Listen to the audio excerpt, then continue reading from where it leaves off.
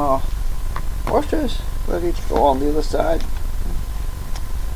It took me quite a while to do that. I kind of filmed the last part because, well, it's a bit tedious watching it all.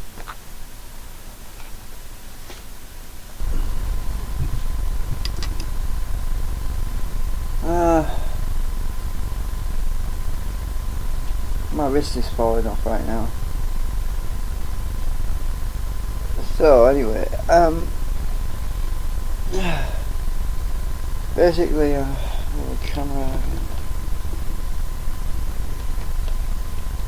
These two washers, these two spacers are going to go on this side because when I tightened this nut, the nut was starting to sink into the wood, and that washer is actually pretty much countersunk into the wood because it's just not, the wood isn't strong enough to be tightened really well. So if I put these washers on this side, that should sort all of that problem out, and it should mean I could have a much tighter clamping and don't have to worry about damaging the frame.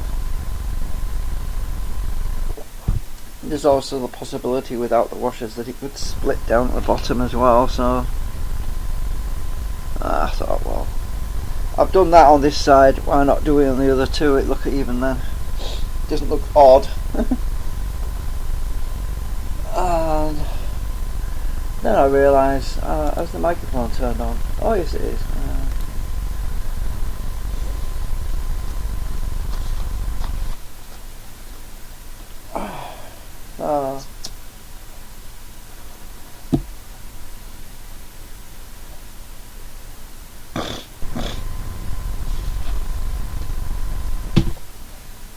So I was looking online at some plans and other designs of the Prusa i3, and well, I can't get the camera on it right now, but basically at the back, can't see properly, yes you can, at the back there's these plastic clamps that go across between there and there, and they're just flimsy really, I know. The original, one of the upgrades that some other people have done is have these bolts that go all the way through, and I presume that was the way they meant to be anyway, because these slots wouldn't have been there otherwise. So anyway, I was thinking about getting some longer bolts that run all the way along and come straight through, and then I can bolt these side panels directly onto the main chassis. Then that's going to stiffen the whole thing up. That's going to sort that out, and then we can adjust the azimuth, the twist, this way and that way, so we can adjust, have some nuts on the inside, and I can adjust the actual azimuth alignment, because obviously these bars coming out of here, they need to be dead parallel with the sides, so that when the head is moving, it's moving straight. To exaggerate, we don't want it moving at an angle to the frame, do we? Well, that's what would happen when the table's moving forwards and backwards. If it wasn't lined up, the azimuth would be off, so your printer would be cockeyed.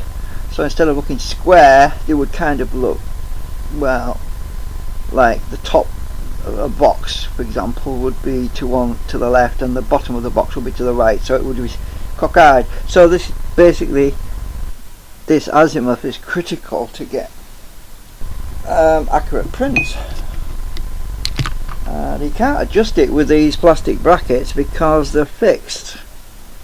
That's no way of adjusting them, but having these bolts extended means you could have a nut on the inside and a nut on the other side, and then you can adjust one end and you can adjust the other end and get these bars parallel. Anyway,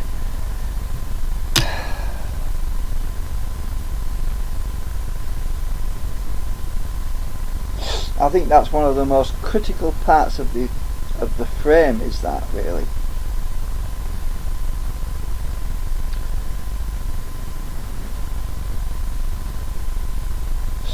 And wood, the trouble with wood is it moves, it expands and contracts and warps. I can't show in the camera very easily because if I put the camera really close to it, but the top of the frame,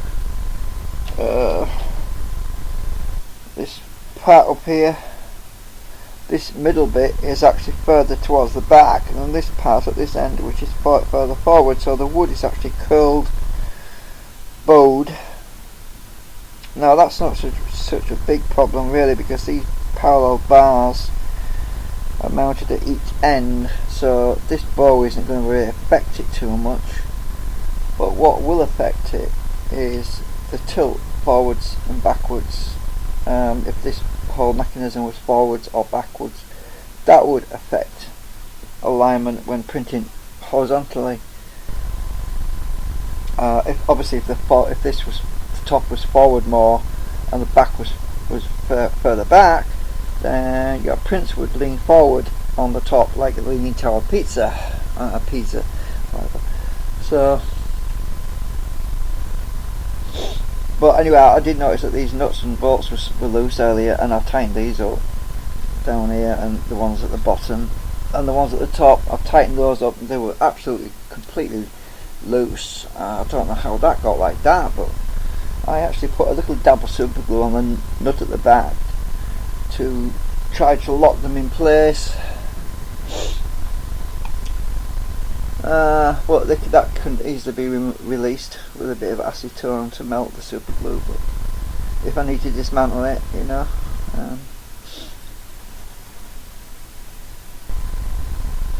Because I don't have any Loctite, and that stuff's not cheap, it's quite expensive.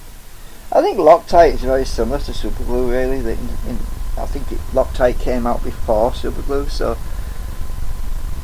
it's very similar in the way it works anyway.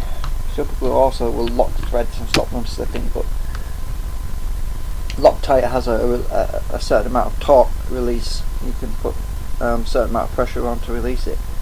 Whereas super glue, well, you need something to melt it. Heat also melts super glue, so.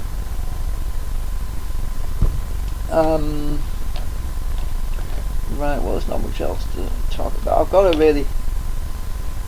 to put these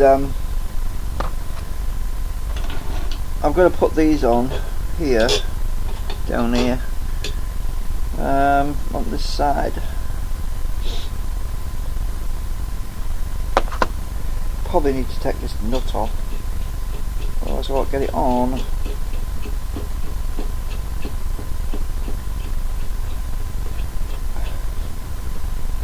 And the camera is a bit off. My lamp's in the way now.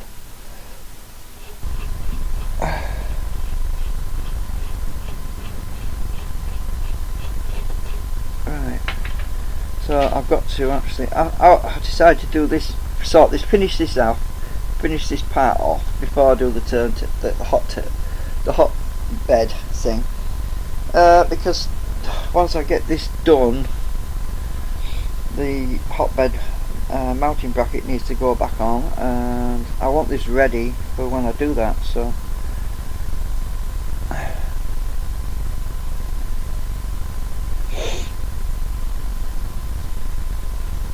I don't know.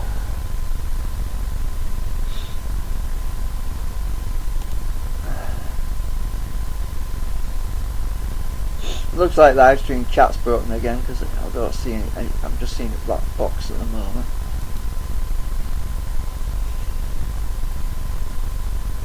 I don't even know if it's working.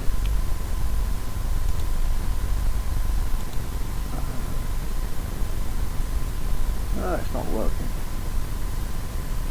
Oh well, I'll stop it.